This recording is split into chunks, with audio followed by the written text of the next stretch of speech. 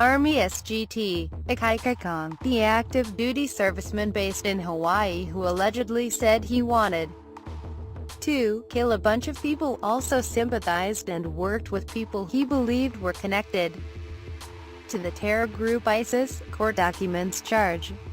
Here is what we know about Kang, his personal beliefs and his alleged affinity for terrorism. Based on the affidavit filed in U.S. District Court in Hawaii Monday in support of his arrest.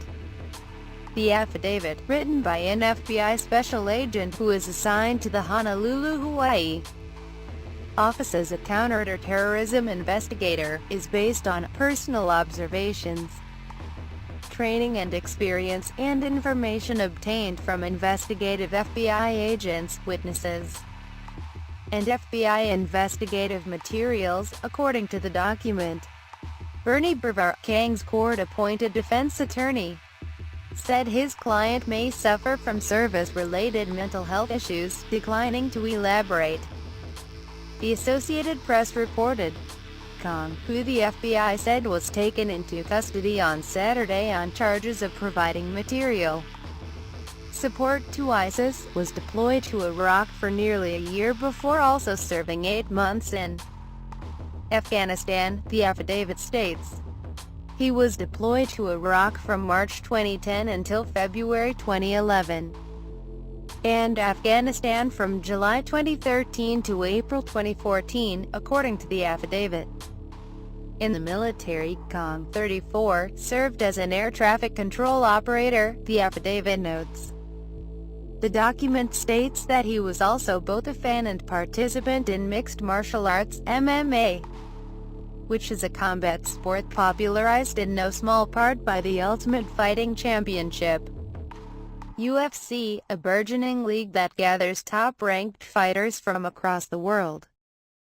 He also received formal combat training through the military, achieving Level 4 Tactical Combat Instructor status, which was the highest level of training available to him, according to the affidavit. The affidavit said that Kang has had a history making threatening statements beginning in 2011, and that he was reprimanded on several occasions for threatening to hurt or kill other service members. In March of this year, he allegedly told someone that he had been conducting research on YouTube about the most effective and painful ways people had been tortured. The affidavit states.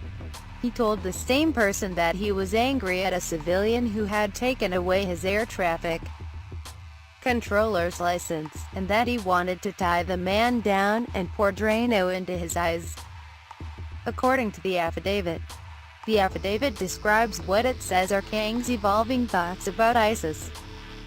He allegedly told someone in late March that he once thought of the group as bloodthirsty, baby-eating killers, but changed his thinking after researching their ambitions. According to the affidavit, the context for the research he conducted was figuring out what to do in case he was put in a position where he had to submit to ISIS, according to the affidavit. And it led him to conclude that they were really just a group that strongly believed in their interpretation of the Muslim religion, and if you did not agree, you would die. He told the same person a few days later that he wanted to get a job to go overseas and help oppressed people, the affidavit states. Kang said that people like to put labels like Al-Qaeda and ISIS on certain groups, but he just considered them to be oppressed, according to the affidavit. Kang, according to the affidavit, was heard saying that he now wanted to take his rifle, his magazines, and kill a bunch of people as recently as July 8. Also in July, Kang bought a GoPro Karma drone with a GoPro camera and accessories to give to ISIS in support of their fight, splitting the cost with someone else to get it, according to the affidavit. The affidavit alleges that Kang explained how the drone might allow ISIS fighters to escape a battle involving U.S. tanks by giving them a clearer view of both U.S. tank positions and potential ISIS escape routes. The purchase of the drone built on previous efforts to help ISIS's cause, including preparing a PowerPoint presentation and also agreeing to attend training courses in May of this year, according to the affidavit. Kang also attempted to turn over military information to someone he believed to be a member of ISIS in June, the document notes. He had been under investigation by the U.S. Army and the FBI for over a year prior to his arrest, according to an FBI spokesman, who said he had shown explicit signs of radicalization dating back to last summer. Such signs of radicalization caused the Army to formally refer his case to the FBI in August of 2016, according to the affidavit. Kang argued pro-ISIS views while at work and on post, according to the affidavit.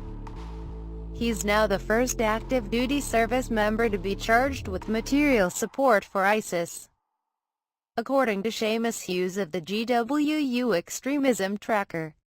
He is also included among the 128 people who have been charged in the United States with offenses related to ISIS since March of 2014.